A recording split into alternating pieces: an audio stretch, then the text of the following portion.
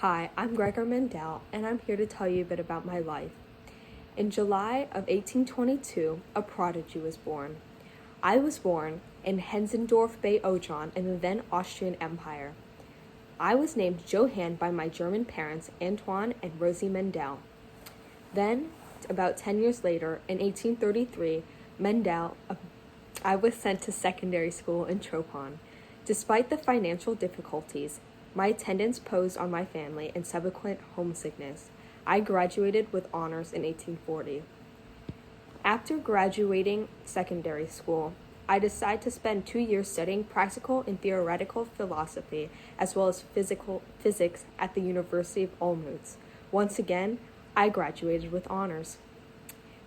About 2 years later, despite my father's wishes to take over the family farm, I decided I want to become a monk. I know, I'm so quirky. I joined the Augustine order at the St. Thomas Monastery in Brno, and I was given the name Gregor because I didn't want to be called Johann's Fabrics anymore. About 7 years later, in 1850, I was working as a substitute teacher. Sadly, I failed my oral presentation of my teaching exam. Therefore, I could not obtain my teaching license. 2 years later, I decided to return to the Abbey where I become a teacher that he was always wanted to be. I primarily taught physics, and I would teach at the Abbey for over a decade. A year later, I decided to start with what is now known as my famous experiments. I began hybridizing experiments, focusing on the origin of plant variability. 2 years later, I decided I wanted to retake my teaching exam, and I failed again. That same year, my famous test of the pea plants was formed. During this time period, I cultivated and tested over 29,000 pea plants. My experiments led directly to the law of segregation and the law of independent assortment. The laws later became known as Mendel's law of inheritance. Then, in 1865, I established the Austrian Meteorological Society to cement my passion for all science things. On February 8th, 1866, one of two different occasions, I present a paper entitled Experiments on Plant Hybridization at the Natural History Society of Brno, Moravia. My work has received favorable, although he wouldn't receive critical acclaim until after his death. A year later, I replaced his mentor, Abbot C.F. Knapp, as the abbot of the monastery. His work in the sciences continue, and sadly, on January 6, 1884, I died from a chronic case of nephritis. Perfect. Before we dive in, I'm just going to inform you of my two most famous laws, the law of segregation and the law of independent assortment. The law of segregation states that the two alleles of a single trait will separate randomly, meaning that there is a 50% chance either allele will end up in either gamete. This has to do with one gene.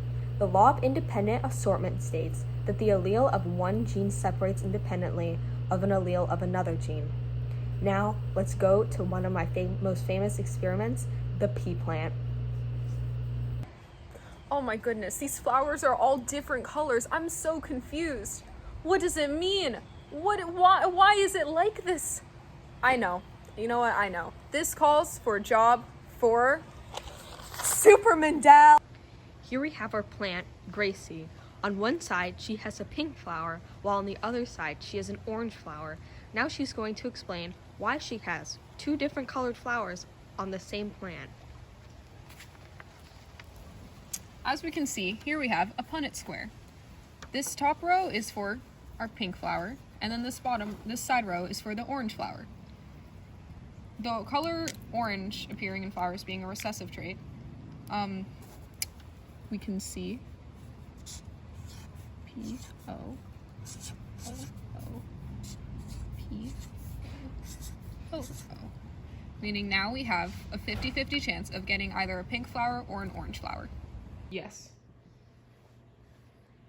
Now we're going to talk about My pea experiment. Mwahahaha.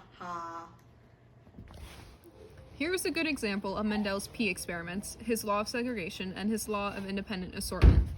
Big B is more dominant and there is a higher chance of having big peas. Example here, example here. What a bunch of BS!